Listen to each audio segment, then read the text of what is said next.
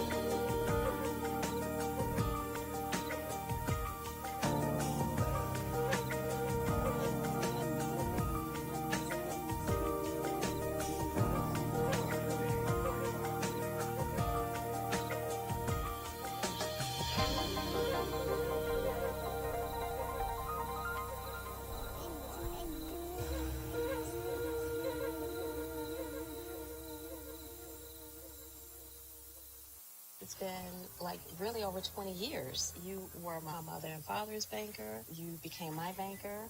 And now Fran is in her third year of college and you're her banker. So unbelievable because I'm just 20 years old. I've always had trouble with my weight. Now with Wegovy, I've seen real change. I've lost weight, and I'm keeping it off. Wegovy helped reduce my appetite.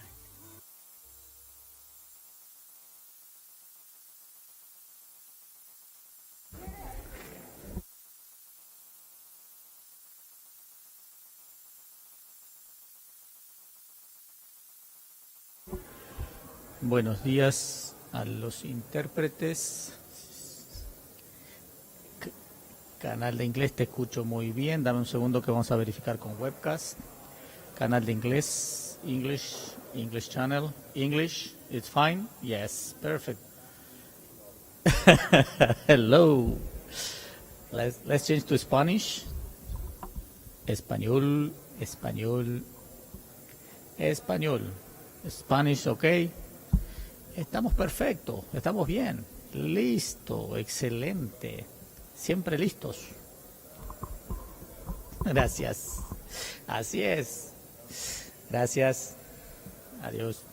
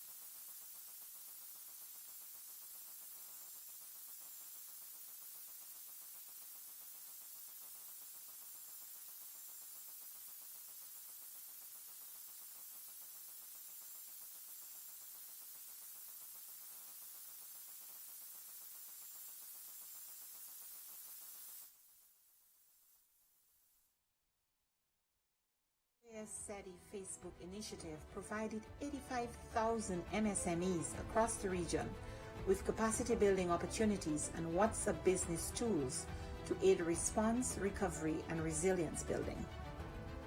The Caribbean Small Business Development Center's program achieved real impact, supporting new businesses, expanding sales, and driving growth. A new network of Caribbean SBDCs will broaden the program's reach.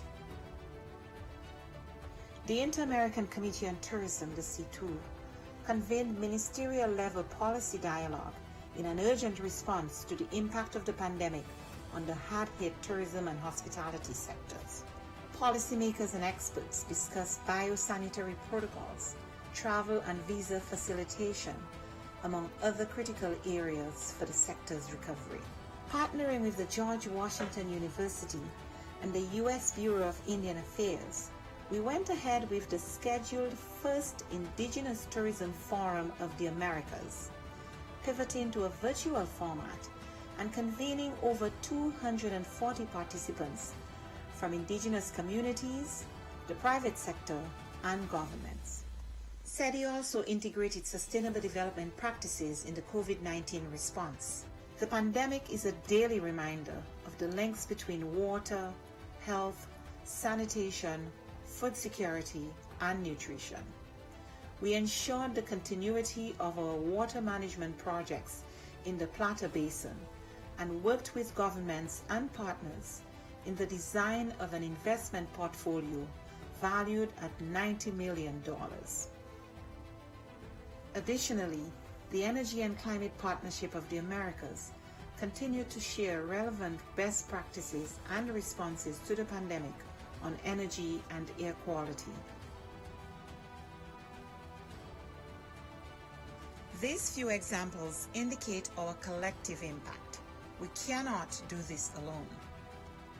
It is now more urgent than ever to address the region's structural weaknesses, to recover from the health, economic, and social crises occasioned by the pandemic and prepare for future shocks. It is imperative that we work together as we risk losing recent development gains and seeing millions fall back into poverty. It is time for the region to redirect course and pursue a more sustainable, resilient, and equitable future for all. We are in this together. But the resilience building agenda is too big for any one stakeholder to address acting alone, and simply bringing together stakeholders, whether at the national, subnational, regional, or global level, is not enough. Effective, focused, and sustained coordination among stakeholders is paramount to provide countries with integrated and comprehensive support.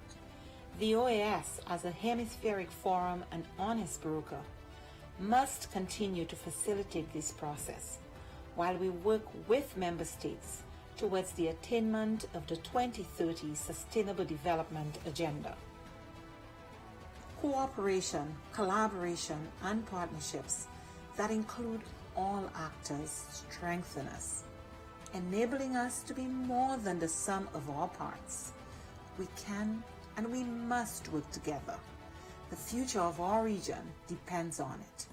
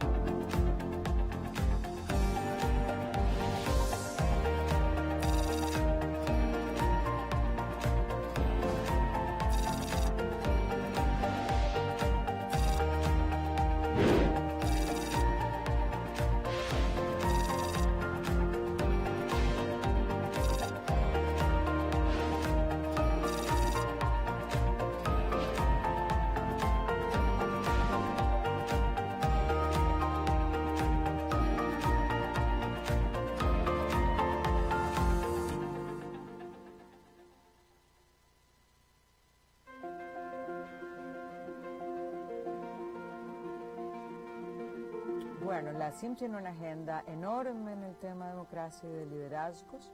El primer ámbito tiene que ver con la gobernanza electoral, para que esta gobernanza electoral responda a las necesidades con las que fue creada, y es buscar los espacios de redistribución del poder.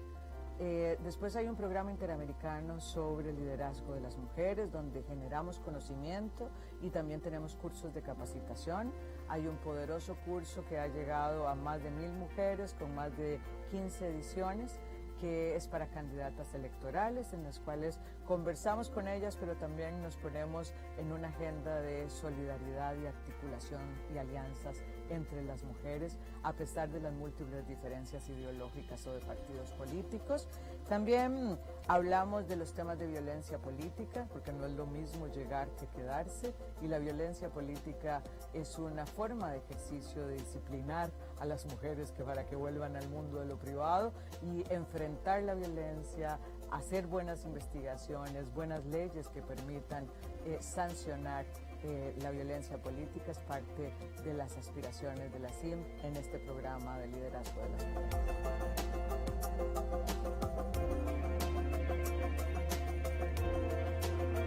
La aspiración histórica de las mujeres es estar en el mundo de lo público, que nuestro trabajo sea remunerado y que tenga un reconocimiento.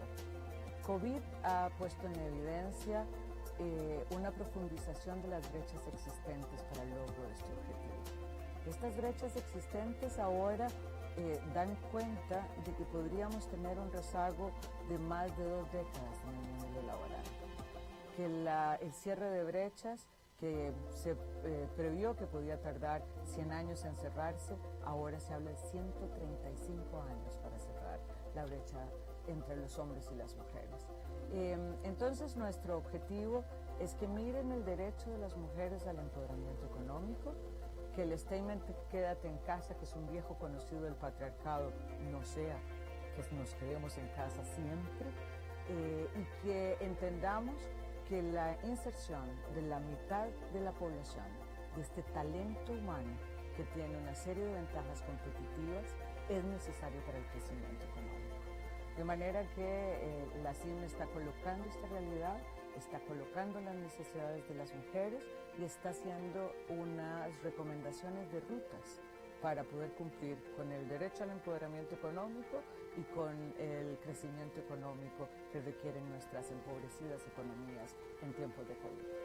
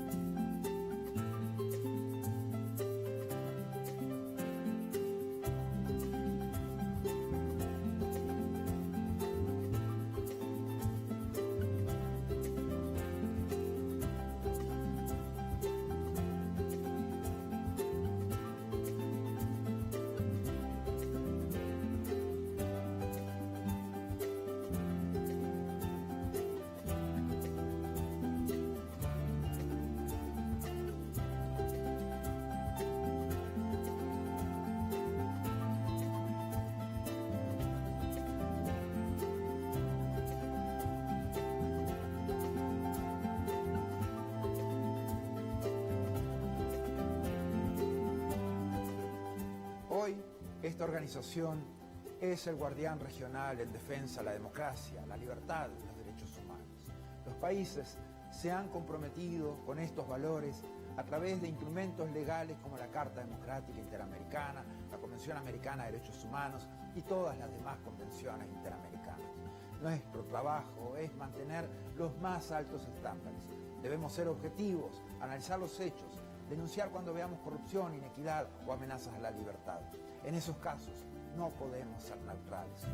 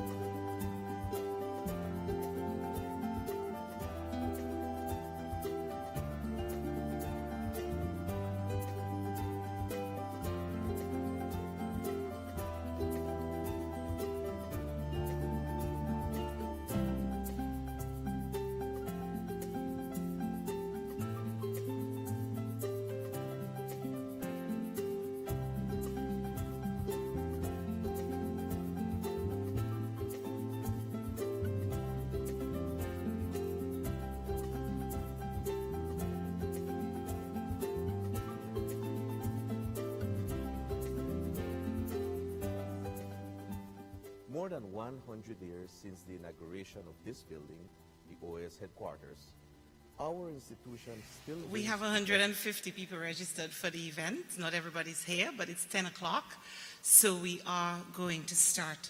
My name is Kim Osborne, and I'm the Executive Secretary for Integral Development at the Organization of American States, and it's a great pleasure to welcome all of you.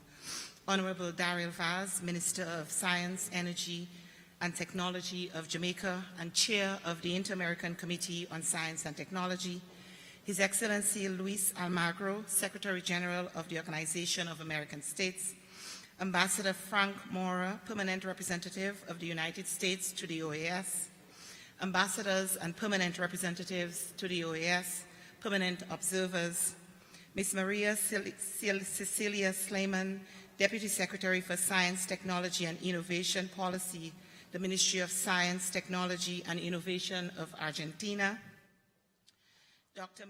Maria McNutt, President of the U.S. Academy of the National Academy of Sciences, Dr. Lindsay Gorman, Senior Fellow in Emerging Technologies, German Marshall Fund, Alliance for Securing Democracy, Dr. Dewey Murdoch, Director, Center for Security and Emerging Technologies at Georgetown University, Ms. Evelyn Miller,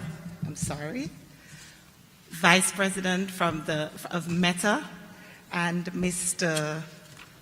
I'm missing somebody's name. I'm sorry. I have the preliminary list here. I apologize. And Mr. Robert Blair, Senior National Security and Emerging Technologies of Microsoft. My apologies. I am most grateful to establish protocol for today and officially welcome all of you to the high-level roundtable on policy on artificial intelligence, public policy imperatives in the Americas. I owe special thanks to Dr. Marcia McNutt and her team at the National Academy of Sciences for partnering with us, the Secretariat for Integral Development, in hosting this morning's dialogue, and for your ongoing support to our work in science and technology and innovation for many years. In 2021, member states of the OAS, Ministers of Science, Technology, and Innovation adopted the Declaration of Jamaica under the theme, Harnessing the Power of Transformative Technologies to Move Our Communities Forward. This was done recognizing that our region lags behind many around the world in the adoption of these technologies. In adopting the Declaration of Jamaica, member states also recognized the need to work collectively to channel the benefits of these technologies in a responsible manner, minimizing the negative effects on communities while capitalizing on their power and the equitable and sustainable socio-economic development of our societies. We know that despite the tremendous potential that artificial intelligence brings and the speed at which it is being deployed across the hemisphere calls for regional dialogue to coordinate policies, regulations, and programs to address the risk and leverage the potential benefits, which is what we hope to achieve this morning. By gathering leaders from across the region in a coordinated effort to discuss AI policy, we hope to begin the process of better understanding what a policy or regulatory framework for developing artificial intelligence in the Americas might look like. Today, we will hear from our esteemed panelists as they discuss their understanding of AI's complex, multifaceted landscape and debate its role in promoting sustainable development. You will hear them exchange ideas on what guardrails might be needed to regulate AI's social, economic, and security ramifications, and you will hear them explain how community concerns can be central to AI policy in OAS member states. Our hope is that the collective wisdom and expertise will help us to shape the way forward for positive AI development and deployment across the hemisphere. To begin our proceedings and to declare this session open, I would like to welcome to the podium His Excellency Luis Almagro, Secretary General of the Organization of American States, for his opening remarks. Secretarial, you have the floor.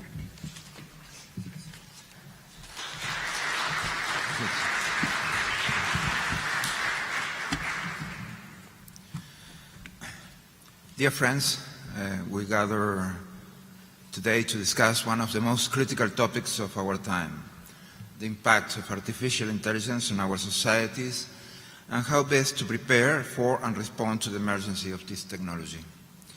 The OAS is keenly aware that generative artificial intelligence and the technologies behind supercharged neural network impact the four fundamental pillars of the OAS: development, democracy, human rights, and security. In terms of its economic impact and its potential for development, Goldman Sachs research estimates that generative artificial intelligence can result in a 7% growth in global GDP and improve productivity by 1.5 percentage points over the next decade.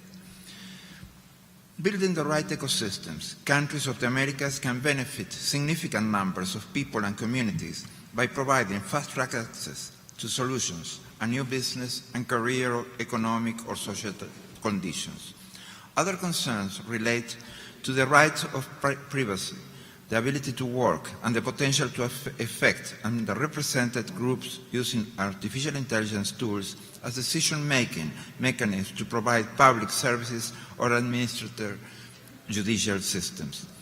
All these issues have been dominating news cycles over the past few months, and so we are aware of these revolutionary technologies are already having profound effects on everyday lives. It is therefore timely for us to engage in a meaningful review of the current and potential challenges for OAS member states, the policy implication and the constructive engagement of all sectors which is necessary as we chart a way forward. I would like to highlight a few issues that are fundamental for collaboration with the OAS member states. First, deliberate efforts are required to avoid leaving countries and communities behind from the opportunity to leverage artificial intelligence and transformative technology to improve lives. There is a technology, economic, and social gap in the Americas, both between and within countries, and further evidenced by the effects generative artificial intelligence. While the deployment of the technology may be global, solutions must fit national contexts, which may vary from one local to the other. The technology will not remain static and constant. Learning and collaboration are imperative, together with collective analysis and the sharing of good practices and lessons learned.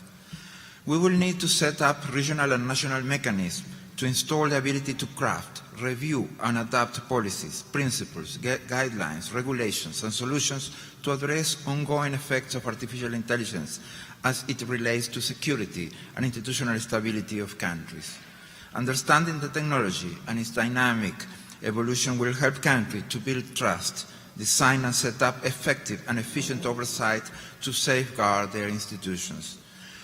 Artificial intelligence and other transformative technologies offer a unique opportunity to drive science-based solutions to existential threats for countries related to climate change, disaster risk management, access to food, water, energy, and health.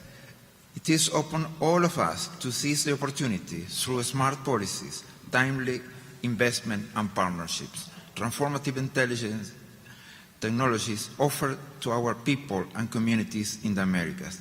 The OAS is committed to supporting member states in these efforts. Thank you very much.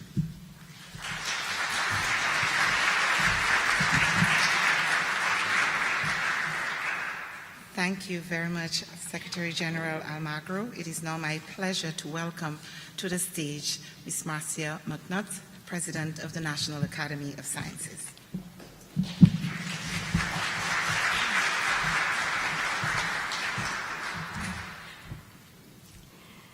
Thank you, Secretary General Almagro, for those wonderful opening remarks and challenge to all of us for this meeting today. As you heard, I'm Marcia McNutt. I have the honor of leading the U.S. National Academy of Sciences, and it is a real pleasure to be invited to participate in these proceedings today. We also are very pleased at the Academy for our partnership with the OAS on this important convening to discuss policy implications of the AI revolution, which is coming upon us at great speed. I would like to start with a basic definition of artificial intelligence that comes from a report of the National Academy of Sciences. AI is the simulation of human intelligence processes by machines. A very simple definition. In general, AI systems work by ingesting a whole lot of training data, analyzing that data for correlations and patterns, and then using these patterns to make predictions. The newest creator to emerge from the information age is something called generative AI. Algorithms such as ChatGPT actually create new content, including audio, video, images, text, simulation, and even computer codes. This ability is drastically changing content generation in the digital space. You can imagine what can happen with this, that someone could search the web, find lectures I've given, and re-content that with words and sentences that completely change what I originally spoke about. But this also can represent a great opportunity for us if we can overcome these challenges. As stewards of our societies, we in the policy space have a responsibility to seek a deeper and better understanding of how these technologies could impact our societies. We see some calls and some nations actually moving to ban AI tools as policymakers, governments, and scientists try to make sense of these rapidly developing technologies. This is a challenge we'll face, which seems scary to some people, and we must replace that with a positive focus on how science and an evidence-based approach can impact and even benefit the creation and expansion of such tools. Think back 100 years. At that point, it was difficult to imagine electricity within our homes. At that point, this wild new technology had the capacity of killing people through electrocution, burning our homes down, hurting our animals. But the scientific community got together. They developed protective coatings, which are on all of our plugs, a set of standards, such as Underwriters Laboratory, and practices that bring electricity to our home to the point where we cannot live without it. And the benefits definitely outweigh the challenges. To give you a more recent example, I remember when I started graduate school about 50 years ago, electronic calculators were first coming out. And there were people who wanted to ban the use of electronic calculators. They were concerned that students would no longer learn mathematics. Well, I'll tell you, 50 years later now, I can still solve a differential equation, but I'm really happy I've got that calculator when I'm balancing my checkbook. It makes fewer mistakes than I would. These examples illustrate that we've faced these challenges before and have been able to come up with solutions to harness the power of technology and minimize the downside. In just 2015, we at the Academies co-hosted a series of conversations with the Chinese Academy of Sciences and UK's Royal Society. The topic of these conversations was human genome editing, another scary technology. A few months ago, we hosted the third summit in this series. These conversations looked at the scientific, medical, ethical, and governance issues associated with advances in human genome editing research and came up with policies and guidelines to help this new technology not go in bad directions. And we even saw the Chinese government sanction a scientist who went around and avoided these safeguards. Bringing together policymakers, civil society, and tech companies is key to moving forward with scientific benefits that could come from AI, while heeding the warnings of some of its creators on the potential blowback. As the upcoming discussions consider what governments can do in the policy space and how to advance benefits of AI while protecting society's vulnerable citizens, an important factor will be critical to what comes next. That's the role of collaboration and partnerships. That's what we're about. By working together across sectors globally, we can find transparent mechanisms and accountable policies to bring positive change in everything from disaster preparedness and climate change response to job growth and workforce development. I would encourage all of us to work with academies, in-country experts to have a better understanding of the challenges and opportunities in your specific country and in your specific region. We at the academies remain steady and available to continue collaborating on these and other pressing issues. I'd like again to thank our hosts at the OAS and everyone involved in making today's event possible, and I look forward to the panel discussion. Thank you all very much.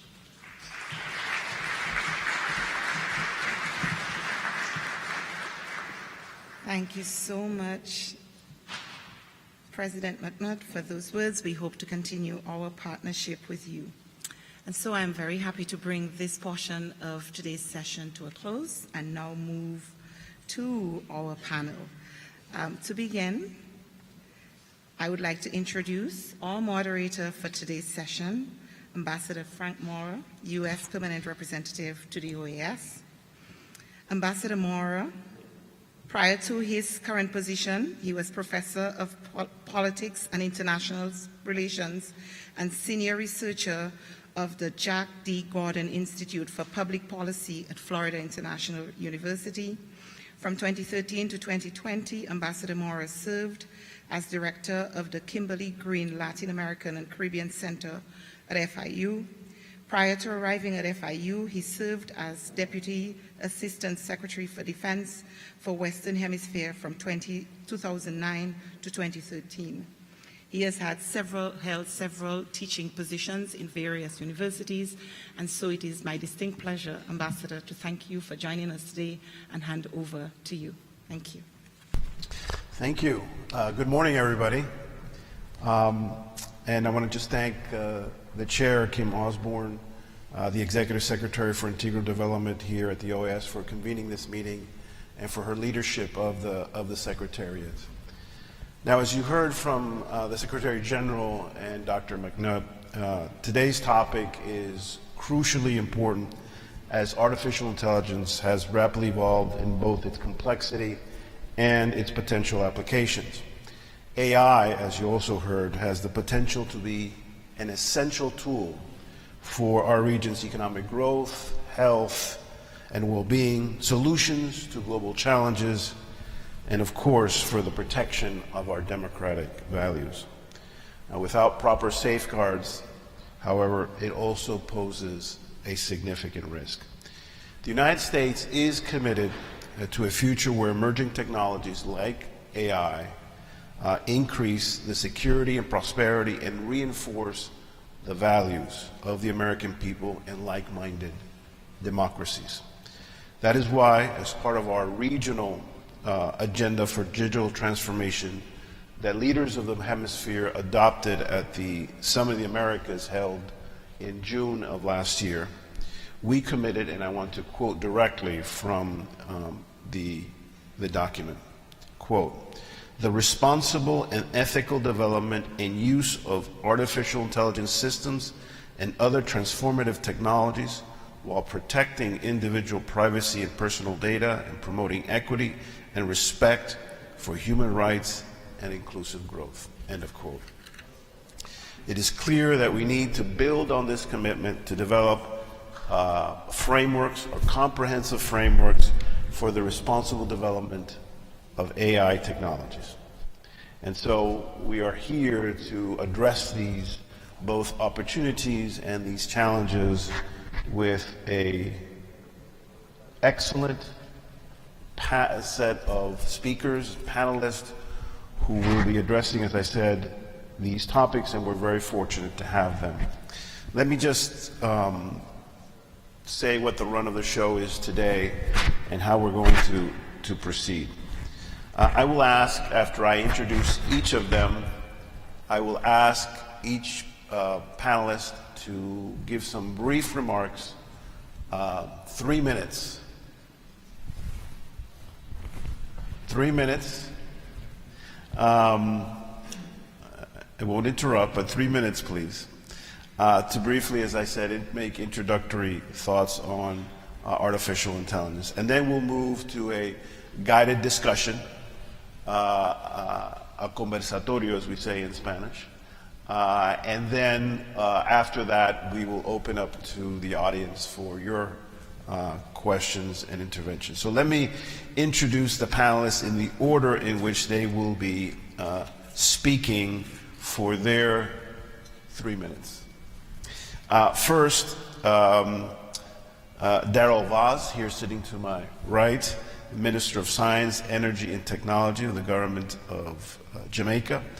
Before his current appointment, Minister Vaz was the minister in charge of land, environment, climate change, and investment portfolios at the Ministry of Economic Growth and Job Creation. He has a long and distinguished career in public service. He will be followed by Dr. Lindsay Gorman, who is a senior fellow for emerging technologies at the German Marshall Fund's Alliance for Securing Democracy, where she leads the work on U.S.-China technology competition, focusing on efforts of AI, quantum information, 5G, and advanced telecommunications. Dr. Lindsay will be followed by Cecilia Slyman, who is on my left. She is Deputy Secretary for Science, Technology, and Innovation Policy in the government of Argentina. Ms. Slyman is, as I said, an expert on these issues. Prior to her current appointment, she worked as coordinator of the National Program for the Federalization of Highly Qualified Human Resources and Research Professionals for Local Development. She also worked as a project manager in the Education Office of the OAS. Thank you for being here with us. Then Evelyn Miller, who is the Vice President of Privacy and Data Policy at Meta.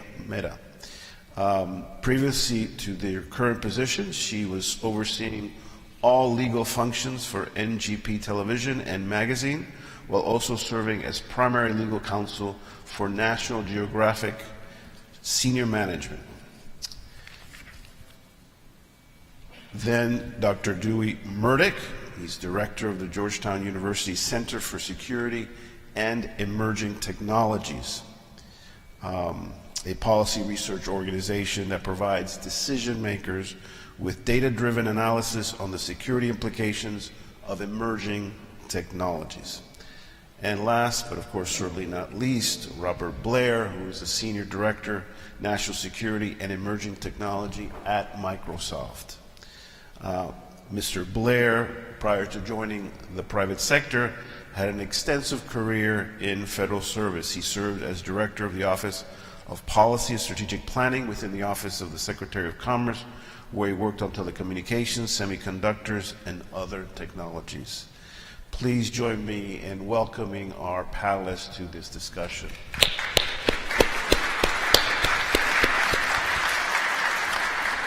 So with that, Minister Vaz, you have the floor for 3 minutes.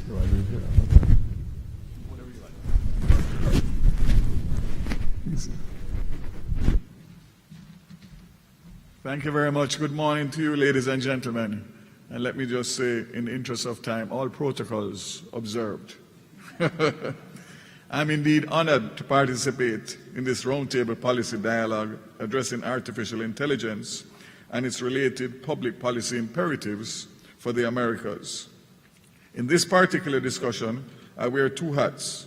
On one hand, as the current chair of COMSIP, I'm here to foster a general debate on how the region is and will continue to be impacted by AI.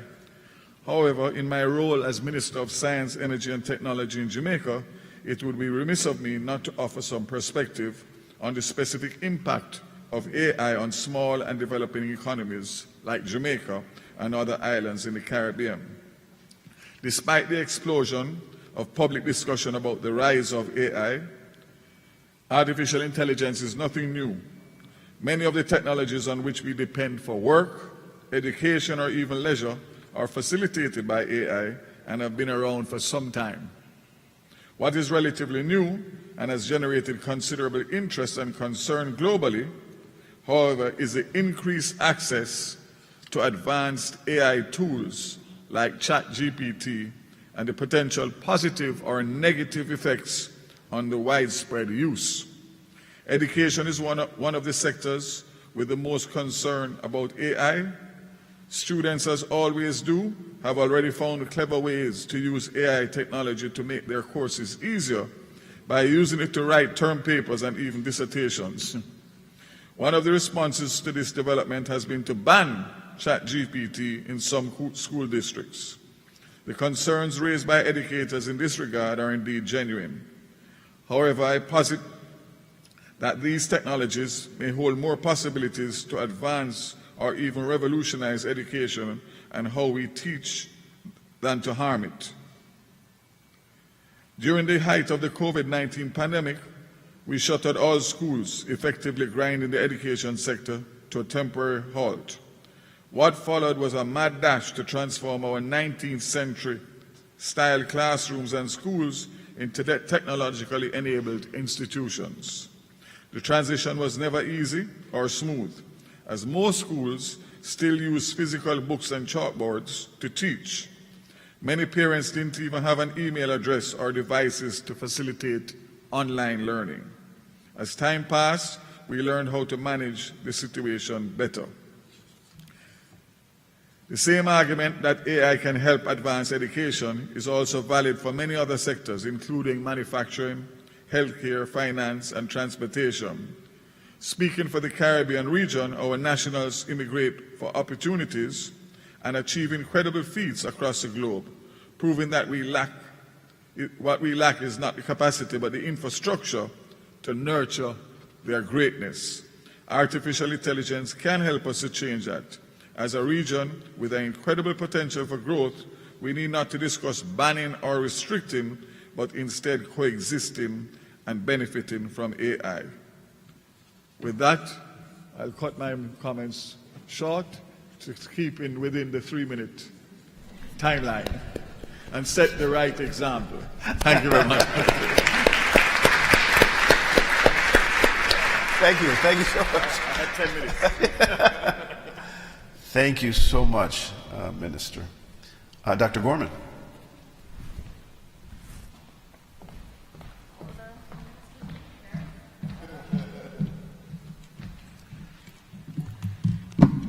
Good morning. Thank you for the invitation to appear with this distinguished panel on a topic of great importance today. I'm Lindsay Gorman from the Alliance for Securing Democracy, where we study the impact of emerging technologies such as artificial intelligence on democratic systems, values, and institutions.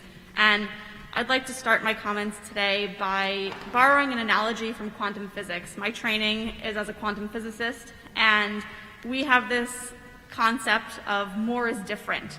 And in the quantum physics sense, it means that we can use the laws of electrodynamics to very precisely explain the motion of one electron orbiting in an atom. And we're okay also when we add one more electron in there, and we can precisely describe the motion of these electrons. But once we add 3, 4, 5, the problem becomes intractable. And what that means is that when we have the orders of magnitudes of electrons and particles operating in everyday materials, we get phenomena that we can't describe from first principles, that we can't understand by simply writing and solving the equations. And I think we're seeing something similar happen today with data and artificial intelligence, where the systems that are being developed, ChatGPT is a great example, are not fully explainable necessarily by the amassing of the data. President McNutt mentioned that these systems are trained on massive quantities of information. And just like the electrons in our metals and our semiconductors and our atoms, we're reaching the point where by training these billions and orders of magnitudes, 10 to the 23rd quantities of data, Avogadro's number, just like in chemistry, we're getting these phenomena that we can't quite explain. And so what that means, I think, for the future of democracy, the future of national security, and of international cooperation really involves what I would say are kind of three dichotomies. One of them we've heard already today, this question of opportunities versus risks.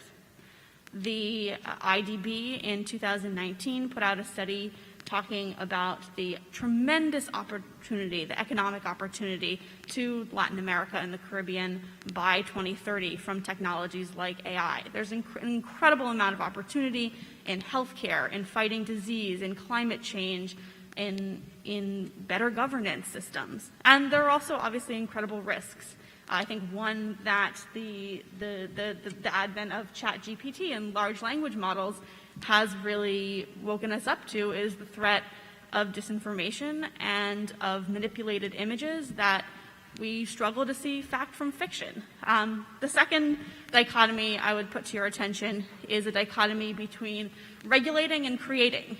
And as policymakers and people thinking about these topics, we can do two things. We can control against harms, but we can also set a positive direction for what we do want, in addition to trying to control what we don't want. So there's a dual role, I think, for government and for regulation here. And then I would say the third real dichotomy that we're looking at is a question of the applicability of existing laws versus the need to create new laws. The ChatGPT ban that we saw in Italy that was alluded to earlier was a question of applying existing laws, data protection, copyright law. To what extent will those laws be applicable in this age of AI, and to what extent do we need to fashion new laws to control against the harms, to envision what we want these technologies to accomplish? So I will conclude with those three and look forward to the conversation.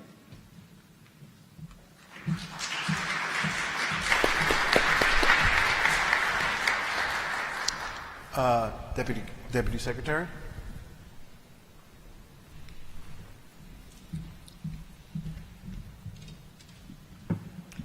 Good morning, everyone. Thank you for the invitation. I'm the only non-English speaker, so you'll have to be patient with me. It is a pleasure to be here again. I used to work here more than 10 years ago, so a long time ago, in the city as well.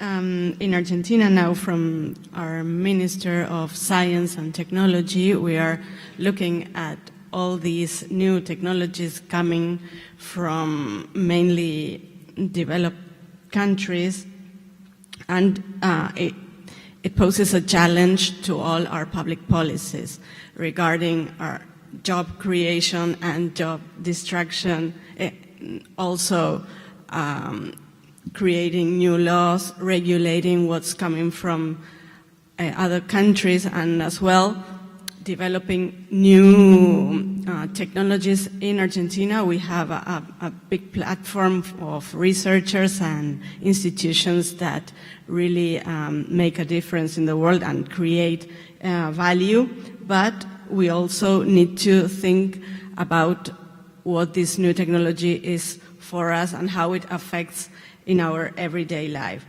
So we think we as a society, and especially in developing countries, we need, as we did for the COVID and the vaccines, we need to state some strong agreements and standards to say, well, what we want and what we don't want from this technology to affect us. Do we want to replace all the jobs we can? Do we want to replace our education, our teachers, our institutions, or how do we want our society to be. So we first need to decide what kind of society we want to be, and then we need to introduce this technology and think how we want to regulate. And we are now in Argentina, we are creating a high-level network on IA where we are sitting together academy experts, private sector, government, civil society to discuss all these things and create new laws and what we need to welcome and develop these new technologies. So thank you very much. And looking forward to the discussion. I won't be standing again.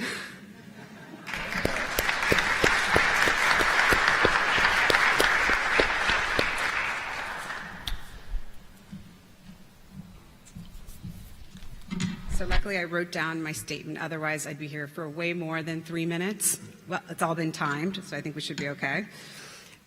So I'm Evelyn Miller. I'm at Meta Platforms. My focus is public policy, specifically in the area of privacy and data. And as you can imagine, AI is a tricky space for us right now. And as you know, Mr. Vaz mentioned earlier, AI has been part of our business model for a very long time. But how it's evolving and changing publicly and being used openly is what's changing for us. The challenges raised by AR are new territory for a lot of folks, and it's still emerging, so how we regulate is still an important point.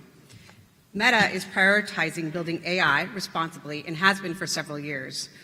We have interdisciplinary teams focusing on a variety of topics related to responsible AI, including fairness, transparency, privacy, robustness, and governance, with a mission of carrying out our company mission of bringing communities together, people together, and creating benefit for individuals.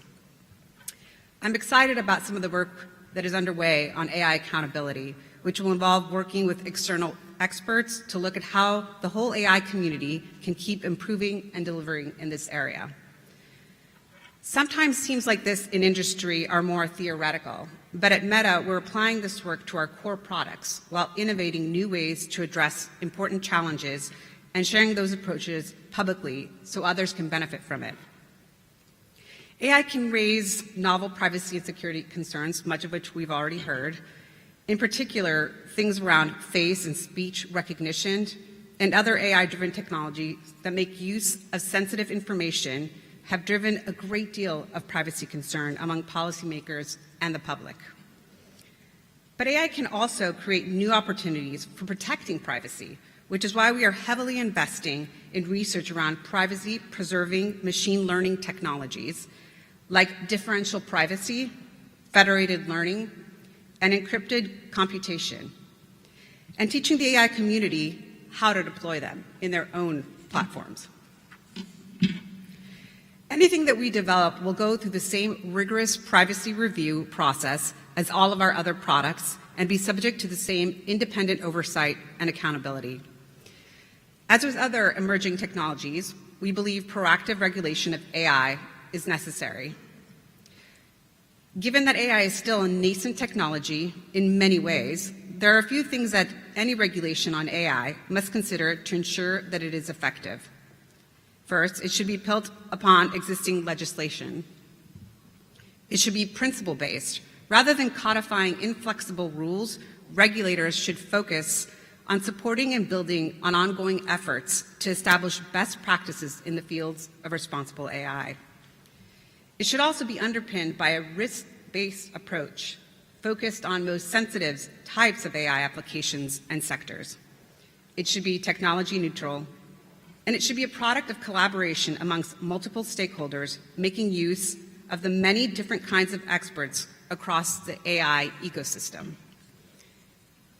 In particular, regulatory sandboxes to foster the development of new products and services within existing regulatory frameworks and policy prototyping programs as methods to test future laws and regulatory frameworks instruments on AI and other emerging technologies.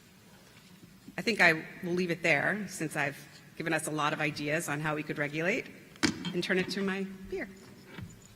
Dr. Martin.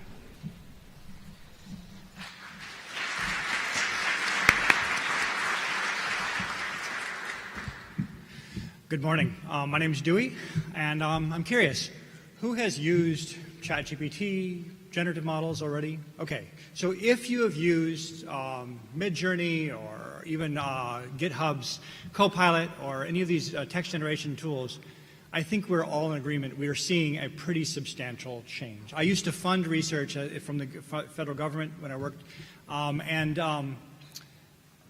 it's amazing the capabilities that we're seeing. I would have flipped out if my performers of the teams had been able to develop the kind of capabilities we have right now. So this is a major change where we're seeing new technologies, where it's a huge step forward.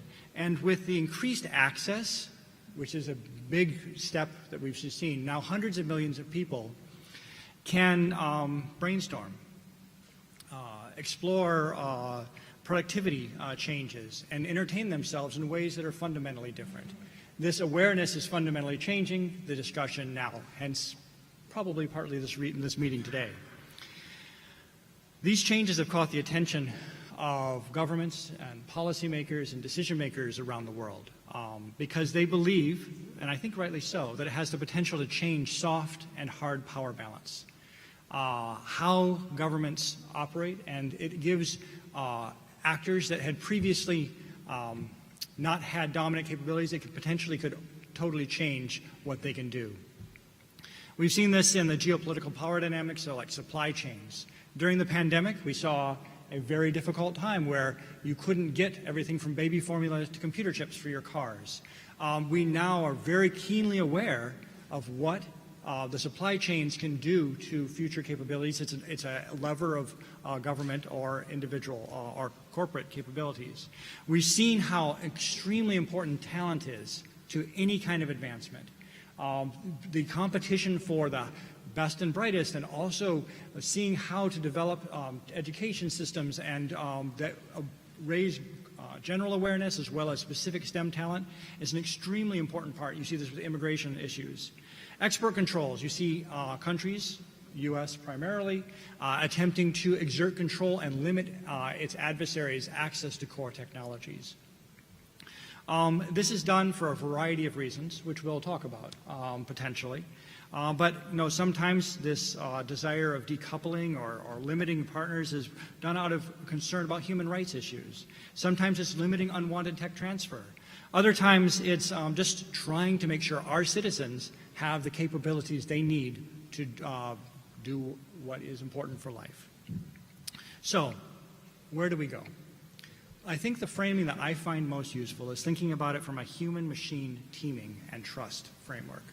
If you've ever worked with the military or firefighters or anyone who is motivated by training, and it's a training culture, you work with your fellow soldiers or firefighters, you train so much that you don't even have to look left or right. You know exactly what they're going to do. You understand how they're going to operate. When there's a crisis or a high-stress situation, you know what's going to happen. In AI, I think we have the opportunity to understand how we can develop human-machine teams that are trusted. You know when you can trust the AI system to help you, and you know when you can't trust the AI system. Obviously, it's going to be dynamic, but this is the part, I think this motif, it represents the future. Both my dreams as well as my nightmares focus around this human-machine teaming. And we'll get into some of those in some of the questions, but I think how we team, how we trust, how we cultivate that, maintain it, or how that trust is abused is really the way we're going forward. So what do we do? Well, unfortunately, my 3 minutes are up, so we'll have to leave that to the discussion. Looking forward to it.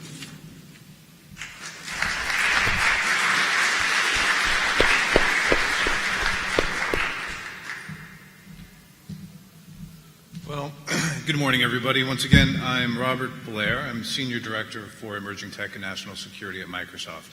And I really hate going last because this is such an incredible group of people, and the insights they've already given us have really taken all my talking points. So I'm going to still hit some of the highlights, and then I'm going to recap a couple of the things because what we're hearing is almost a unification of ideas. There's a common set of themes which almost everybody up here has already started talking about. And while I'm frustrated my speech is no longer really relevant, I'm really encouraged that there's so much that we can build upon as a group, as a conversation, to move AI in a direction that is going to lead to, hopefully, great benefit for society and the ability to minimize negative impacts on society as well. So I think I've got the best job in the world. I work at one of the best innovators who is working on an underlying bedrock of principles that I have spent my entire career trying to protect and support. We believe deeply that technology developers and deployers need to work from a perspective of building responsible applications. And I work on quantum, I work on artificial intelligence, I work on 5G and XG. Everything that we do needs to be built upon this idea that what we do matters, and everybody in the technology stack has a role to play, whether you're a technology provider or a government or a father sitting around the dinner table with my kids. We have to be looking at how these technologies are impacting society and find the roles that each one of us can play to ensure that those impacts on society are what we want them to be, that we're building the sort of society that we want our children and their children to inherit. So why is this such an amazing time to work in technology? AI is truly leading a revolution. It is changing every sector and every industry that we're involved in. That doesn't mean that what we're looking at is an easy path. While it holds great potential for good, there's also reasonable concerns. And I want to spend a lot of time today, not in my 3 minutes, talking about what some of those concerns are and how we can deal with them. What I found in having these conversations is that as we begin to get more specific in what those concerns are, solutions begin to develop themselves. Often there are already rules and regulations and laws in place that can deal with many of those concerns. Sometimes there are not, and we should be having a conversation as a society about how to deal with those. But this amorphous concern about AI is often dispelled to a large extent once we begin to talk about it. And at Microsoft, what we do, and to build upon what my previous speaker said, we are developing co-pilots. We're developing tools that people can use to make their lives better. Now, there are those who will take these tools and use them for bad. There are criminals, there are nation states that don't necessarily share our same values, who can use those same tools for very bad purposes. We have laws in place to protect against criminal applications, and we have government-to-government relationships as well as technology-to-government relationships that need to be used to leverage those issues as well. And I probably was my 3-minute warning. Was that my 3-minute warning there? No, you sure? All right.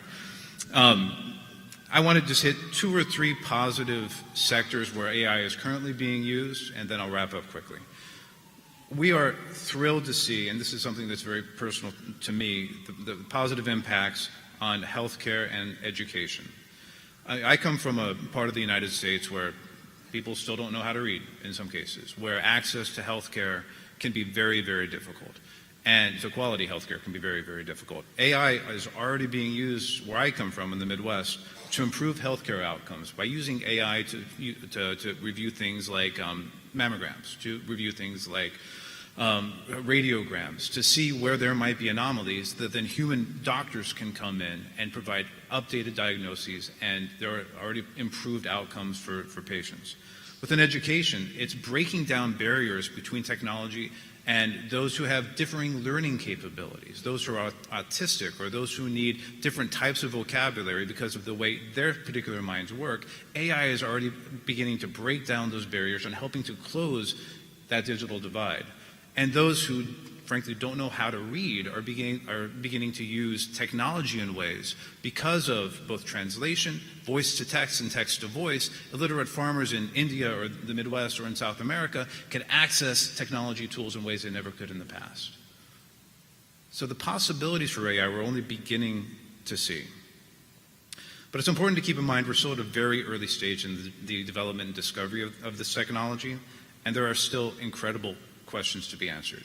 The only way we're going to do this is as a community, and frankly, I spend more of my time listening in these situations than I do in talking.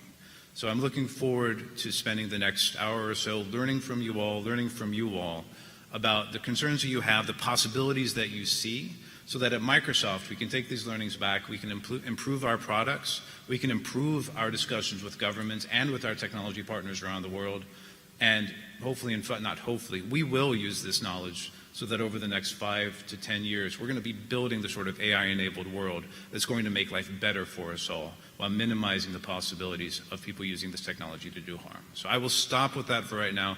Thank you, OAS, for putting this together. It's a pleasure to be here, and I'm looking forward to learning. Thank you.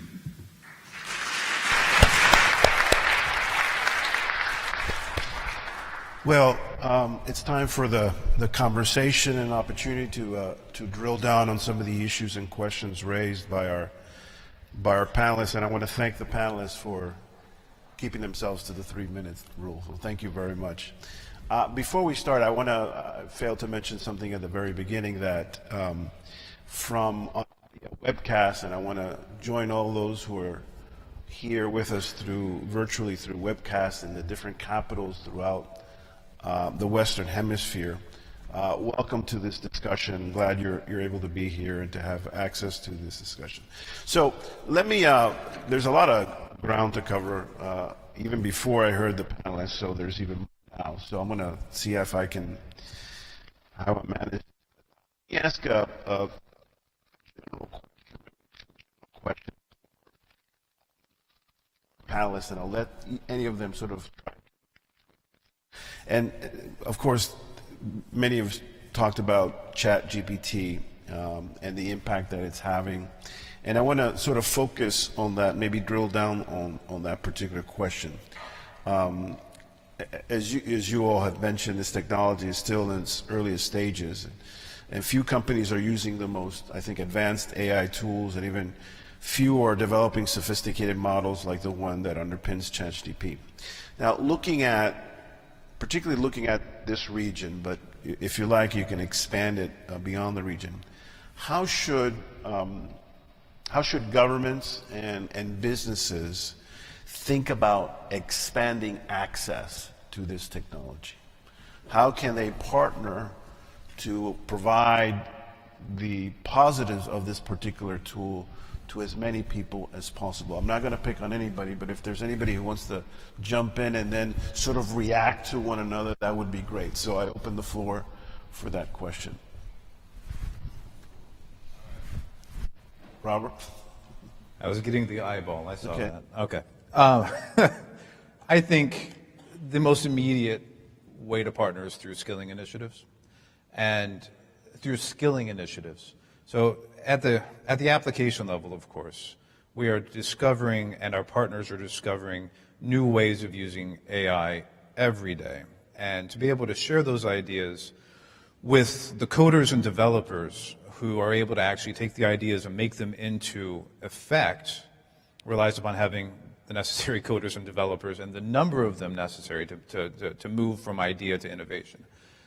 That, at this point, though that body of skill, that skill set, the body of workers, is still largely localized within the developed world. It's just a matter of fact. That is changing, though. And Microsoft and our colleagues across industry are partnering with OAS's sister organization, IDB, to improve connectivity and skilling initiatives on AI all around the world, all around South and Central America. We're also working to develop our own skill sets, through LinkedIn and Microsoft. We are developing AI-enabled skills that are being made available around the world for those who want to learn about AI, who want to become certified and licensed in AI applications and coding, and then can use that training to build careers around it. So while many people are interested in how do we use AI today, I think it's as important to discuss how can we use AI to build the sort of economy and societies of tomorrow in cooperation between multinationals, governments, and industry. Yes. It's on. It's on? Oh, okay.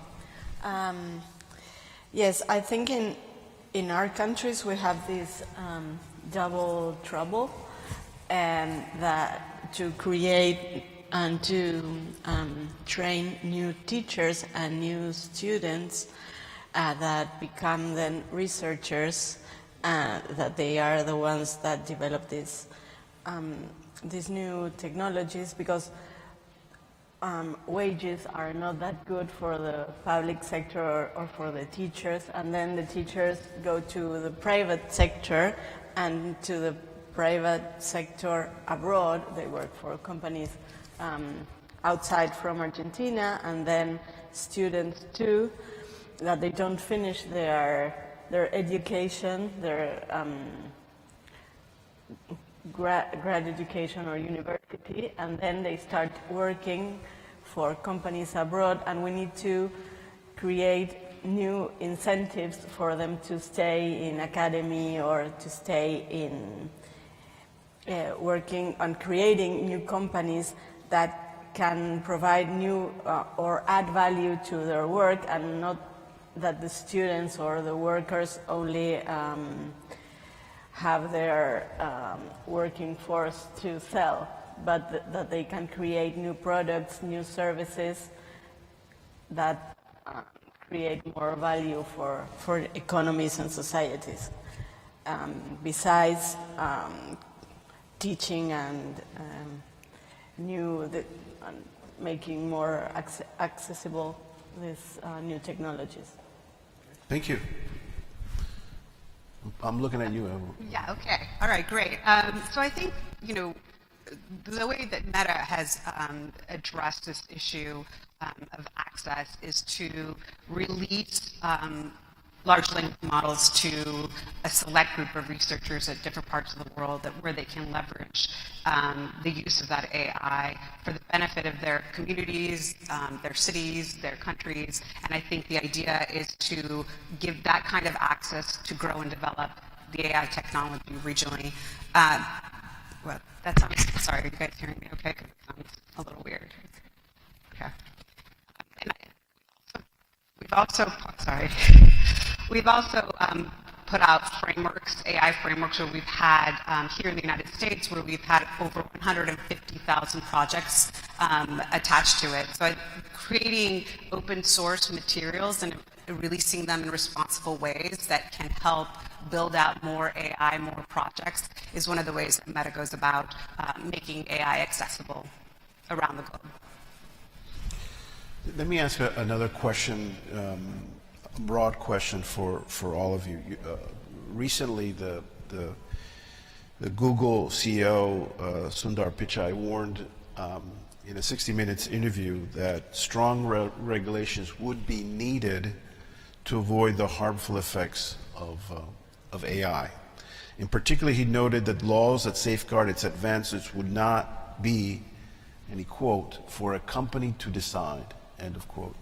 So I guess my question then is, who do you believe will ultimately determine AI's future trajectory? Go with Minister and then with... So I think AI's future direction certainly cannot be determined by one party. I think the possibilities are endless. Therefore, careful management of this trajectory is absolutely important. Collaborating among the various stakeholders, therefore involving the opinions of governments and other companies, will be very, very important. I think collaboration and consensus is the key to optimize its benefits and to make sure that we limit the negative impact and effects and concentrate, obviously, on the positives. That's just my initial take. Just to follow up, Minister, does that mean that there has to be a kind of new partnership between government and the private sector to do what you're suggesting? I strongly believe that, because obviously if government goes in one direction and private sector goes in the opposite direction, then of course you're not going to get the collaboration and consensus that is so needed in something as important as this. So we really need to concentrate on how we can collaborate as stakeholders, rather than governments using the big stick approach. Yeah, thank you very much. So this is an important question, and I'm going to go back to a pretty idealistic sounding answer. I live in a democracy. I'm very, very proud to live in a democracy. And the Americas is populated with wonderful different ways of implementing democracies, and the only answer to that question that I want to have is it's the people. It's democracies. We have to decide how we want these systems to operate as a population through our democratic processes. Now, for that to happen, we have to make sure we're educated. We have to raise the general awareness of AI within our population so that we can fulfill the role of a democracy to make informed judgments about what is acceptable and what is unacceptable use. I know it gets nuancy there, but I just don't want to lose that core focus of who is responsible. It is our people. Yes, there are authoritarian states who are using these systems also. I don't want to live in a world where authoritarian states get to decide these answers to this question. They will do so in their own ways, but I believe the power of democracies is democratic processes with an informed population. But again, let me follow up. Do authoritarian governments have an advantage in shaping the trajectory of this? Because democracies are messy. They're designed, the U.S. was designed to be slow. I mean, that is core to the whole premise of the government is checks and balances and slow, painful deliberation. So, yes, there are some issues. The problem, as I see it, is that when you sit down to look at the AI technology right now, it has been developed and helpful to people who aggregate data. Having all your data in one place actually is an advantage. It enables top-down decision-making in a way that has heretofore been impossible because of the nature of communication and awareness. So I think we as developers and we as policymakers and we as people need to think about how we incentivize the design of AI systems to play to democracy. Some of the smaller data models, such as reinforcement learning, I think have a key element to enabling democracies more than all my data sits in my lake and I control everything. The privacy-preserving technologies that you mentioned are another part. So I think we have to intentionally design a world that enables and advantages democracies and counters the authoritarian uses. So, but I think that's going to have to be intentional because right now it tends to lean more. Yeah. Yes. Yeah, I would definitely wholeheartedly concur on that. And I think to the question of do authoritarians have an advantage, there are some, certainly the ability to centralize data, to not care as much about individual privacy, to not be bound by equitability and accountability in the same way that democratic governments are. A big issue with AI systems is right now, the state of the art is generally not explainable. When you get these results from ChatGPT, you're like, what the heck? How did this get into this strange loop of this conversation? And even the developers and engineers building the systems don't fully understand what the emergent phenomena of the systems are. And that can be a real problem for democracies, because if we're going to have AI systems making decisions about who gets a loan, which resumes get surfaced for the hiring manager, even in a human and machine team, we need to make sure that these systems are free from bias, that they can be scrutinized, that if someone sues a company for not hiring them on account of a discriminatory action, that if an AI system was making those decisions, the company needs to be able to go back and say, well, here's why we selected this resume and not this one. And right now, with a lot of AI systems, you can't do that. And so why does that matter for democracy and authoritarianism? Well, an authoritarian country doesn't necessarily have to have that same scrutiny. They you know, in systems without an independent judiciary, there isn't that ability to challenge. And so that's one way I think authoritarian states can race ahead. But I did also want to touch on the question of access and sort of to Dewey's point on citizens and democracies should be making these decisions. I think there really is a role for governments to play here in providing access and also giving a little bit of a steer on the values that we want to build in those technologies. And I'll just give two quick examples. One, both from the U.S. government, where I served before coming over to the German Marshall Fund. One, the U.S. is building a national AI research resource. public resource, whether that's data, computing infrastructure, so that it's not only the Metas and the Microsofts and the OpenAIs that are building these systems, but that they can be built by and also analyzed and studied and scrutinized by the public. And then the second example is something that was very near and dear to my heart. As part of the Summit for Democracy, we launched an initiative called the Democracy Affirming Technologies Grand Challenges. And this was a global effort, including entrepreneurship competitions from around the world, to create entrepreneurship communities to build these democracy-affirming technologies, like privacy-preserving AI, like responsible AI, like building AI and emerging technologies that have accountability and equity and privacy baked in from the start. And I think the theory there is that we don't have to always go with our worst instincts, that we can actually put some principles in on the front end and provide that steer so that these technologies can work for democracy. And I think that's really one of the amazing things about innovation, is that every generation of technology is a new opportunity to replace the old generation and imbue our values into it more and more. Thank you. Yes, please.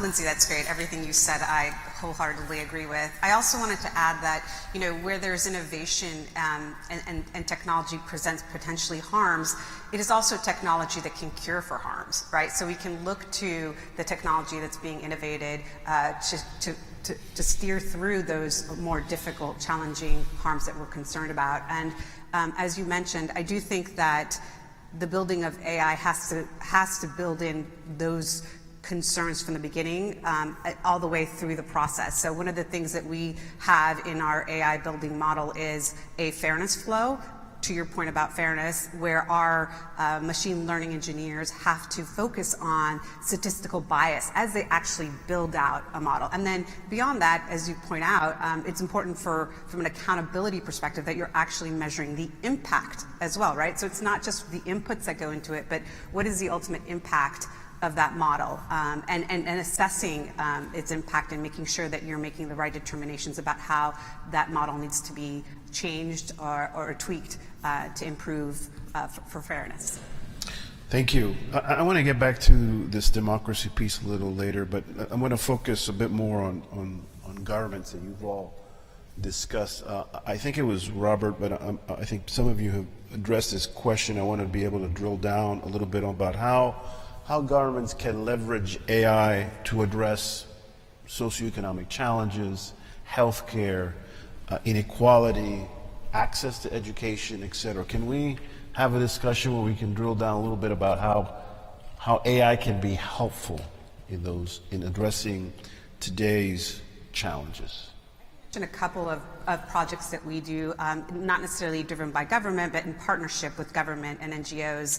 We have Data for Good, and we have used AI technology to help in moments of crises. We have what we call population mapping, and so we're able to take AI and use it to determine through visual imagery technology where the largest populations of people are located so that we can direct resources, help NGOs direct resources to those individuals in a time of crises. We've done work like that. We've also have a wealth index that allows us to very narrowly find, from a AI perspective, structurally where folks living in the greatest poverty are, all the way down to sub-neighborhoods. So again, governments can direct resources to those communities to ensure folks that are living in these communities can get the resources they need. Those are ways that AI, in partnership, as we've talked about here, in collaboration with companies and NGOs, can get resources better distributed to communities. Sure. Yes, in Argentina we also work through these kind of projects. We recently transferred a research project we had with SIDA and the Swiss cooperation to develop some new modulo, I don't know the name in English, for the electronic health history for each person. And the most populated province in Argentina, using this module to prevent new focuses. We are using IA to prevent focuses on dengue and some other endemic diseases in Argentina. It was for COVID originally, but now we are using it for other diseases, and it's working very well, and it can predict through your health history, and we work with algorithms that paid attention to not having these biases, for gender or socioeconomic situation or location. We work to develop those kind of algorithms that can predict this in our country. That's a very huge problem that we have right now. And we are also creating a new institution with some funds from the IDB with multilateral cooperation that can also work with regulatory sandboxes and inform our government to what kind of laws and regulations we need to address these issues. Robert, you? Yeah, let me chime in on a couple of quick things without causing feedback, hopefully. I try to break this down into a couple different pots of applications. The sexy stuff, if you want to call it that, are things like using AI and satellite data to do things like my colleague from Ed was talking about, analyze where things are happening. And that can be extraordinarily important after times of natural disaster, where you can use AI to figure out where the damage is, how the roads look, identify problems and ways to get around and get humanitarian assistance to people in great need. It can also be used for issues of national security, if you want to call it that. The balloon that floated across the United States a little while ago, the company that tracked it back is one of our partner companies, and it used AI plus publicly available satellite data to figure out the track backwards through time and space. That's really interesting stuff, and that can be those sorts of visual applications can be used for firefighting, they can be used for law enforcement, they can be used for transportation planning. Really, the possibilities are truly endless, and one of the most exciting and challenging parts of my job is to try to begin to corral these and help make them all happen. The less sexy stuff is maybe as impactful longer term. The productivity of government workers and the use of taxpayer dollars can be dramatically improved just by taking out some of the boring stuff that people have to do every day to get their jobs done, whether that's drafting emails or moving from a document to a PowerPoint presentation. And AI is beginning to facilitate that change, that transmission of information from one format to another so quickly that it's allowing workers to focus on the more interesting part and the most socially productive parts of their jobs. One last thing. All governments around the world have been moving from manual input of data to more automatic input of data over the last 20 years. And each government is at a different stage in that process. By using AI's capabilities, one can take old data sets and transfer them automatically into new data sets that can be run on today's computers. It can take massive volumes of information on paper, scan it in automatically into data sets, analyze it, summarize it, and make it into reports. So the possibilities of productivity driven by AI, I really get excited talking about this because we're only beginning to see the future. And as somebody who cares about how my taxpayer dollars are being spent, I'm really honored to be a part of creating some new solutions. Thank you. Dewey, let me ask you a question. You mentioned, and others can jive in as well, but you mentioned people. In our region, as you know, we have marginalized groups that don't have, forget about access to technology, just access to a lot of things, and therefore are quite vulnerable. So with these communities in these 32, 33, 34 countries in the region, how can these communities sort of take advantage of this technology, but also sort of protect themselves because they're so vulnerable from the negative effects of AI? This is an extremely important question. First of all, every one of so we do a lot of analysis trying to help decision makers, and it's all publicly available. And the primary conclusion we have found is about people. And that's not just a tagline that feels good. It is literally about people. It's about the talent, it's about the capabilities, it's about their awareness, it's about their creativity, and it's about their rights. We did a study with the Global Partnership on AI, where we looked at data justice. We surveyed and worked with partners from Chile to China, from the people in Maori people in New Zealand to Pakistan and India. And what we asked was about data governance, because I honestly believe that the core challenge, I'm taking the negative part first, I'll go to the positive later, is making sure that data governance and the management of that data collected often from underprotected groups without necessarily their consent, or maybe with their consent, but without their informed consent, is an incredibly powerful, because it's that data is really valuable, but also very, very practical place. So the thing is, when we come rolling in from the West and say, oh, you must care about data privacy, we ran across a number of times where this conversation made no sense. They're like, well, privacy, particularly, for example, the Maori people, it's like, yeah, privacy is not quite the right concept. I'm interested in community sovereignty. I want to make sure we have rights as a community, but individual rights don't carry the same weight or the same vocabulary significance as it does in the US. So I could go on for a long time, but let me just wrap up with the concept.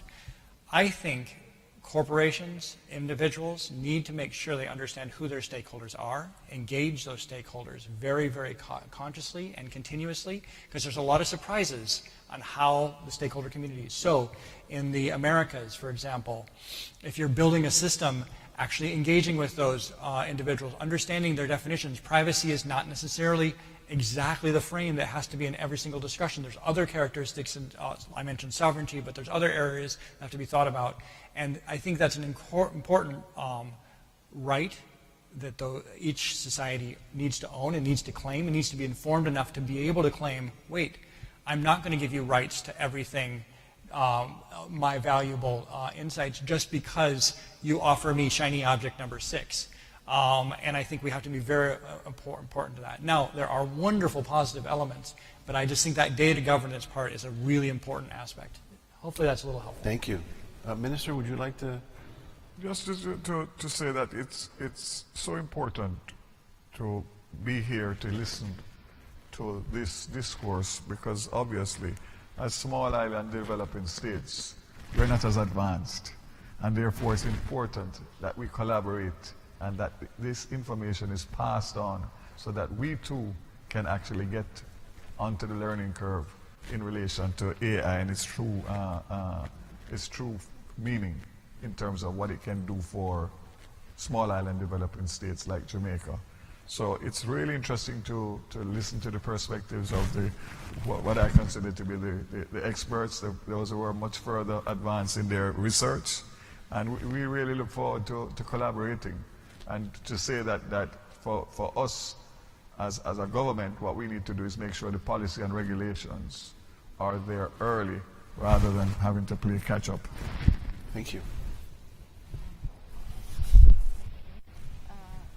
Yes, I think I agree with what you've been saying. I think it's very important that we can focus on people's rights and to focus on the development of our countries and societies. We, as a democracy now, we have 40 years of democracy on a row. So it is very important for Argentina to continue with these discussions and the democratic dialogue, so that we can preserve the rights of our people. And we also need to think of ways of giving access to these new technologies, so that more people can use and know what they are using and what they are doing. But we as a government and the laws we create or the laws we have need to protect these rights, because if not, we are like naked in this IA network, and we don't know what to do, and you don't know if it's a fake voice or if it's an image of a scene that really happened, what you are seeing. So I believe we of course need to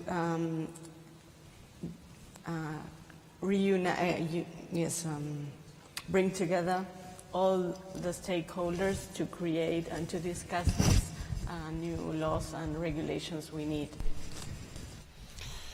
Let me I'm sorry. I'm sorry. Oh.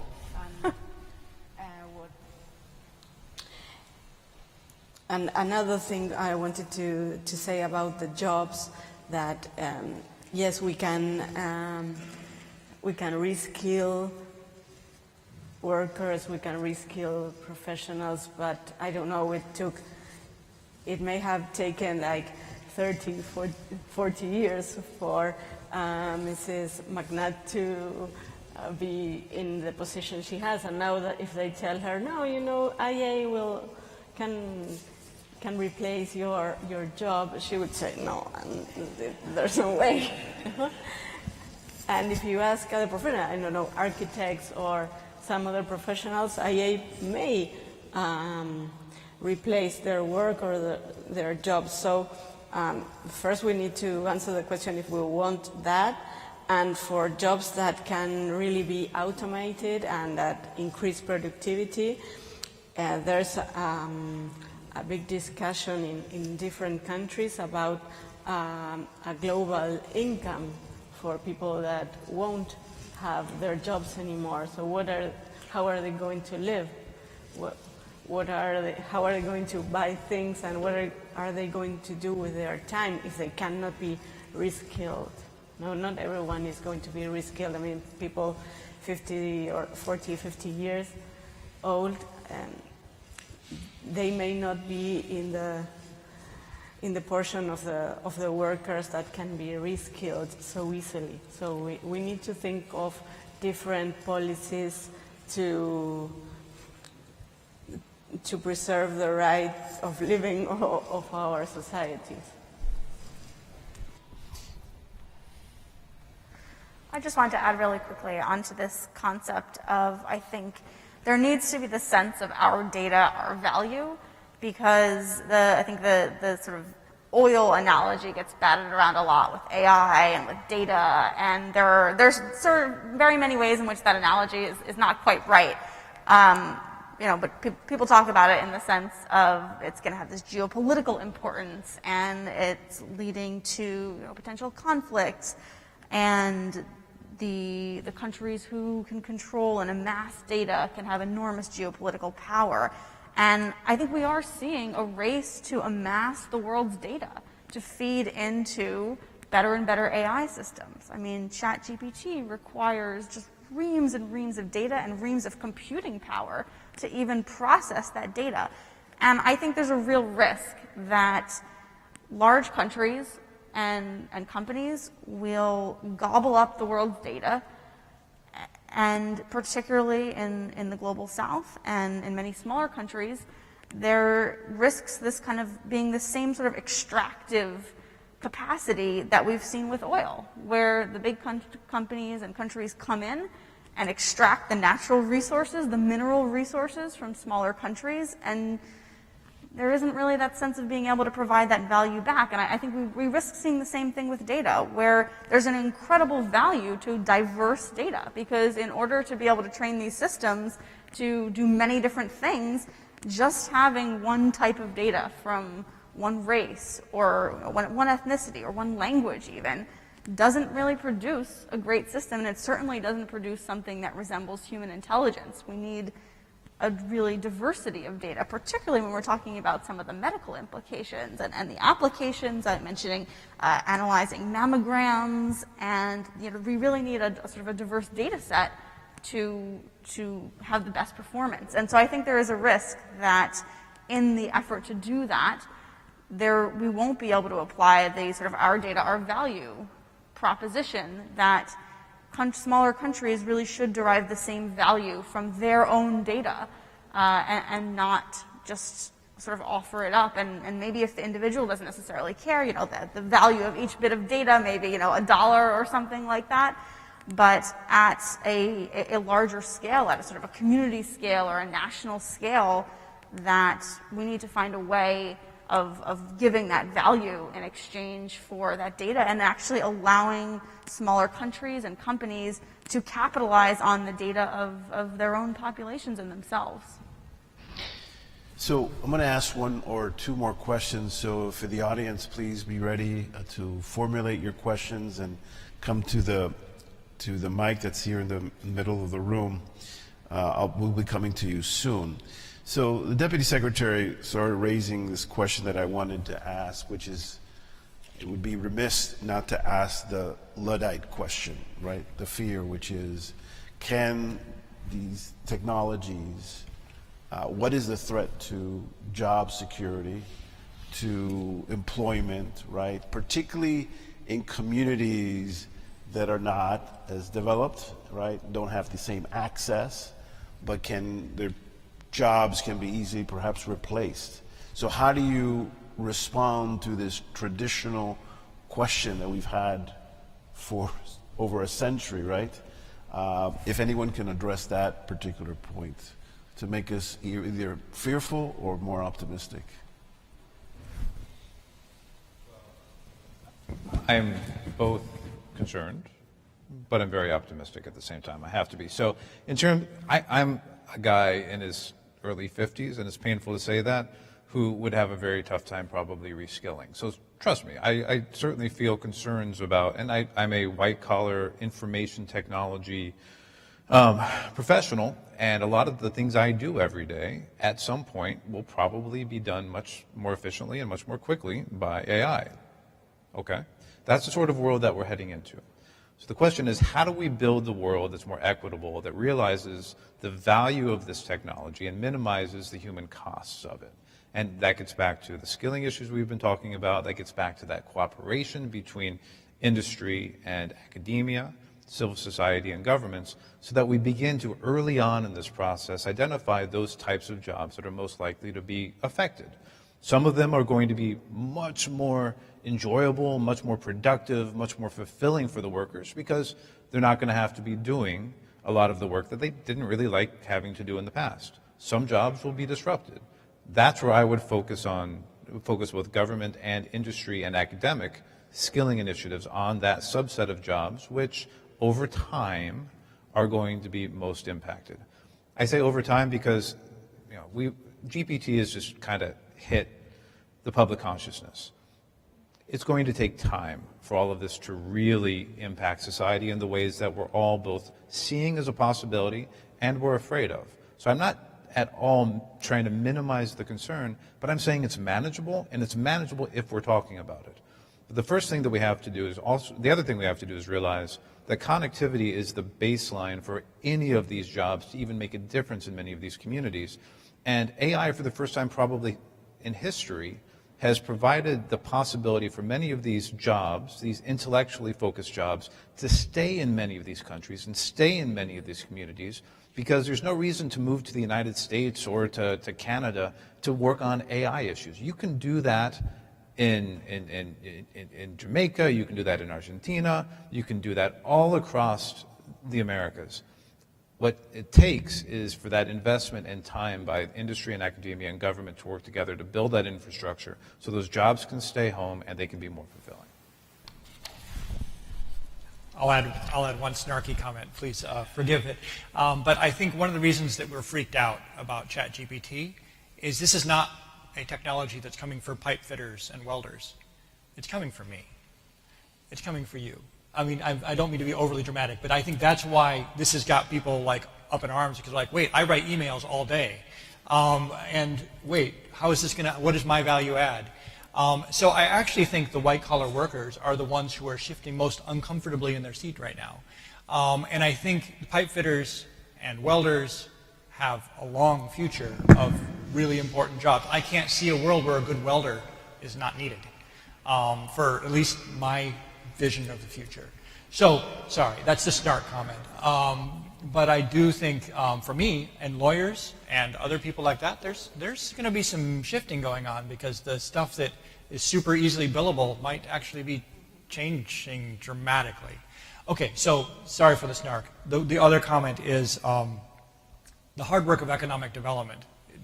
AI will not be the magic bullet to take care of this thing. There is the grind every day of developing a stronger economy, helping individuals get the education they need, see the opportunities. I think there are really exciting personalized learning capabilities, like me sitting with ChatGPT in a good environment. I can learn a tremendous amount 10 times quicker. If focused by a country appropriately, you might be able to actually get some really interesting education. I don't know how that works yet, but I see a lot of education opportunities, development opportunities that I'm stoked about, that I think developing countries can capitalize on. It might not look like Harvard's education track, but good, it shouldn't. I'm not sure how long Harvard's education track, no, sorry, I don't mean to be poking at Harvard. It's a wonderful institution. But the established education systems are going to have to change. And I think that we have to recognize that. And it's a real opportunity for developing nations to go ahead and just grab the bull by the horns and say, let's change this for our people. I just want to, I agree with that wholeheartedly, and I'm going to go back to what Lindsay said a little while back about the data value proposition. And I think that's part of the reason that we think that as we approach the frameworks around AI and how we both develop it and protect against it, that we do it on an international level so that there are multi-stakeholders in the conversation. So we are having, countries in Africa, we are meeting with, we need to have that holistic approach to how we address this. So there can be discussions around, well, what's the trade-off for us to engage in this community, in this product building? And so I think that's where that needs to be addressed. Okay, well, let's turn to our audience. So please identify yourself and ask the question of any of the panelists. My name is Michael Nelson. I'm in the Technology and International Affairs program at the Carnegie Endowment for International Peace. And I'm very glad to be invited to this. This has been a rich discussion. Like our keynote speaker, Dr. McNutt, I was trained as a geophysicist.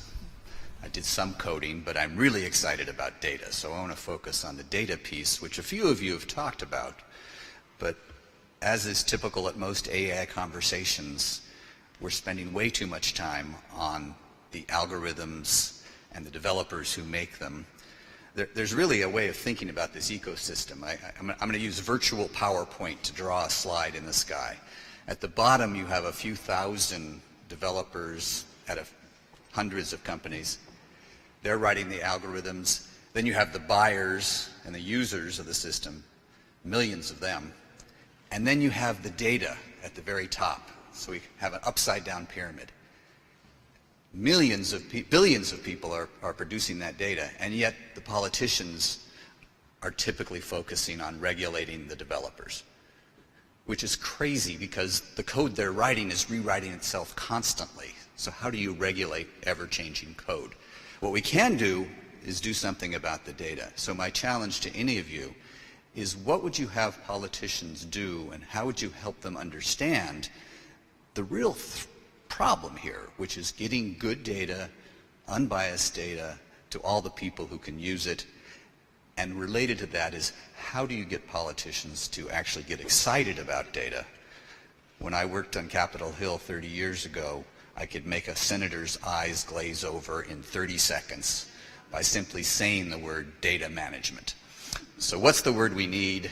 How can we motivate the discussion? And what would you do if you were data czar? Anybody? Dewey, go ahead. Sorry, anyone else can go first. I spoke last. So I agree with you wholeheartedly.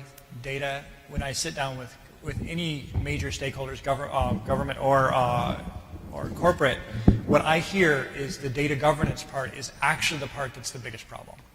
And it's really hard to get a head around that. It does put me to sleep sometimes. So, I just acknowledge that every once in a while, and it feels so impossible. I think the key word I would like to insert into the discussion is trust. Data trust, let's just call that for just a second. How do we go toward that?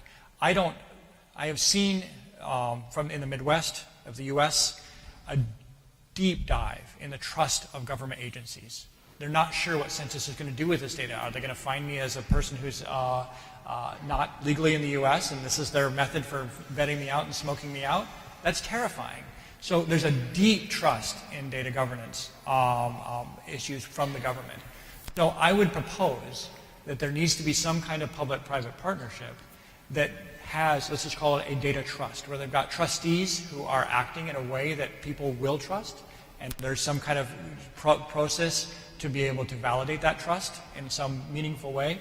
And with that data trust then comes protections, right and fair uses of data, and then that data, as it starts, that data trust as it gathers steam, becomes to have weight in the commercial space because it can actually change the landscape. And a nation state actually has the sovereignty to do this today. Be it Argentina or Chile, they can do this today, and as they group together as Americas, they could actually strengthen their vote on this particular issue. So this is entirely actionable, and there's a lot of experimentation to be done, but I think trust is the word that I would insert into the discussion. Yes, please, go ahead. I agree with you. I want to add some extra problem for the data. It's not just the data that we as citizens produce, but also the data that AI can infer from us, but we also need to see what we do with that inference of data, that maybe you don't say to any of your applications that you are not living legally in the United States, but it can infer that, and it can help you go outside the country. And that extra data we also need to address.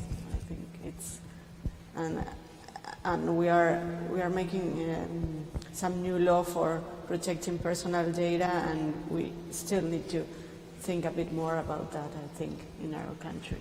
Social media, looking at even telecommunications, handheld telecommunications. We were not thinking at the time about the widespread social impacts of these new technologies. We are today for AI, and that is an absolute blessing, and it's a responsibility. We need to be taking this moment to drive effective regulation. And I would encourage folks to look more at the end uses of these processes and less the inputs. Largely because I think we can actually wrap our arms around the end uses at this point, and we can begin to take a look at the highest risk end uses and begin to draw regulations and guardrails around those. Now, those regulations have to be flexible. They have to be able to evolve with what is a rapidly changing technology, which means we have to be careful about how they're drawn, and they also have to be recognizing different realities across geopolitical borders. So they have to be interoperable. All of which would lead one to say that unless we can come up with some sort of a common global approach on data, which, taking a look at GDPR and some of the other challenges we've had, maybe a better approach at this point would be to look at end uses rather than data itself. Yes, sir. Hello, my name is Ramon Sanchez. I work at Harvard University. So thank you so much for the advertisement. So I'll send you your check later. Thank you. Well, I actually teach a class along with Dr. Linda Powers Tomaso, that is called Sustainable Innovation Driven by Climate Change Preparedness. And in that class, we use artificial intelligence, or at least our students, which are right there, they flew from Boston this morning. They try to create startups to protect the planet, to protect human health, and so on, okay? Something else that we do is that in classes, we analyze how innovation ecosystems work. We have decoded how Silicon Valley works, Boston, and so on, and we have the best practices for that. And we would like to help on accelerating the development and strengthening innovation ecosystems from Patagonia to Alaska, okay? Just let us know, we will be right there. But we are in the School of Public Health, the Harvard School of Public Health. So my question is related to that. And it will be, what is the role of artificial intelligence in preventing or significantly mitigating the next global pandemic? Thank you so much. Thank you. We actually used artificial intelligence, some of our tools, during the COVID epidemic to help determine which folks had vaccinated, those people who hadn't, and what communities needed to be targeted for by NGOs and government medical institutions to make sure that they could deliver the drugs to those areas? I think my answer to you would be, what do you want it to do? The possibilities of AI for every part of the epidemiological chain are absolutely incredible. So from the beginning, sensing anomalies in data, and those can actually not be specifically health data. Those could be communications data. It could be transportation anomalies. But the indication of an outbreak can be picked up by AI far before it would be picked up by normal epidemiological monitoring surveillance mechanisms. So that's the entering process. And once an outbreak has been detected, let's analyze it. Let's figure out what it is, what it's really all about. The use of AI to analyze proteins, for instance, has been an incredible step forward for medical science. AI is also being used for for material science and chemistry analysis. So to be able to use AI to analyze the problem and over time develop solutions for it will be incredible. And then finally, the delivery of the solution can, as was mentioned by my colleague, can be improved exponentially by being able to use AI to monitor who's received the vaccine or the treatment, find gaps, and then analyze why there are gaps and how to fix those gaps. So again, it's almost the power of the human imagination is the only limitation for how this tool can be used for situations like that. Lindsay.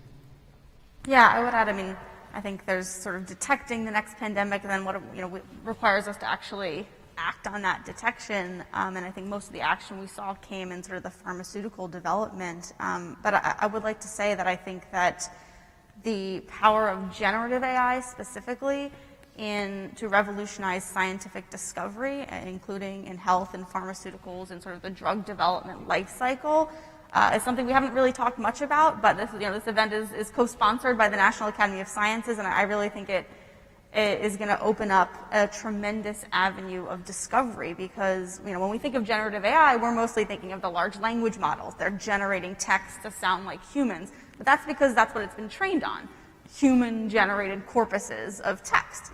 But say you could generate an AI system, a generative AI system not trained on human corpuses of text, but on, say, the immune markers for a certain disease. And there's just an incredible amount of biological data, and the state of understanding of it is really quite poor, even in the human body. But there's an incredible amount of data, whether it's protein expressions or foldings or these immune markers, and we haven't done really the first job of processing it and understanding it. So I think generative AI has this power to generate hypotheses from data. And of course, they're not going to be right the first go around, but really aid the sort of human creativity and scientific discovery process in generating and testing hypotheses that we might not come up with, or it might take us centuries to come up with as scientists in a much faster time, if we can get the data governance piece right, and if we can sort of bring the data together in a way that protects privacy and ensures value creation for the owners of that data. Thank you. Yes, sir. Hi, my name is Joshua New with IBM. It's a fascinating discussion. Thank you all for being here. I want to say two things, and the first one is that terrible DC thing of more of a comment than a question, but I promise the second one is a question. So I really want to reiterate, Robert, what you said about focusing on end uses of this technology as a priority for policymakers. A lot of discussion today about how, the need to develop consensus and bring together stakeholders to understand where we need new laws and how we can apply existing frameworks effectively. I just want to point out that, when we develop, human rights legislation or civil liberties protections, they don't say anywhere that this does not apply if AI is involved. These are technology neutral policies. And I think we need to be very thoughtful about how we can modernize and adapt these existing frameworks to effectively mitigate all the risks that we identified today, which are real risks, but in a way that actually relies on sort of the institutional momentum that we have around governing these kind of risks. So second, again to Robert, very fascinated to read the news today out of the White House about Microsoft and a handful of other companies' commitments to sort of a public auditing or security-minded focus to generative AI systems at DEF CON. And I was wondering if you could speak a little bit more about how that kind of I'm assuming it's like a red teaming mentality, or like public awareness and scrutiny of these systems can promote a healthier AI ecosystem more broadly, delivering these benefits safely and more rapidly. Well, I will say that I don't have the full detail on what was announced today. In fact, I don't think even the Vice President has the full detail yet. It's a process that we're going to be moving forward to develop. But the underlying theory that we need feedback and we need open conversation about how these models are developing or how they're actually being implemented is really core to everything we do around AI. When we released when ChatGPT released GPT-4 and we began to release our models, they had gone through internal beta testing through thousands and thousands of person hours to figure out what goes right and what goes wrong. But then when we released them to the initial set of users, it was a very limited set, they came up with entirely new ways that they could break the model. And then when we released it to a larger set, then you had Sydney falling in love with our friend over at the New York Times. So the more informed users and the more creative users we have taking a look at these models and testing them, the more we're going to be able to learn and make sure that they actually produce the benefits for society that we all want them to achieve. So I'm going to have to hold off on answering your specific question on how the DEF CON approach is going to work, but it's not new for Microsoft to have our products tested. It's incredibly important for all of our colleagues in this space to get feedback from both the public sector as well as technologists, and this is one, I think, important step to improve that transparency. Anybody else want to respond to the comment or the question? Yeah, I would add on to that and say I think this certainly we've seen similar projects at DEF CON with the hacking village, hacking sort of election systems and sort of crowdsourcing cybersecurity, if you will. But I do think that sort of building this red teaming, and specifically with our democracy in mind, in addition to the security, the basic security of the systems, is really, really important. And it gets to something that I think Evelyn sort of alluded to earlier about building this sort of into the product development cycle, because I think the generation of technologies, and particularly social media that we're working with today, we had really a naivety that they would be inherently good for democracy. We saw the Arab Spring, we saw the power of people to connect and what that meant for organizing and for democracy. And we kind of rested on our laurels, assuming that would just always be the case. And in the last decade, we've seen quite the opposite happen. We've seen the rise of authoritarian states like Russia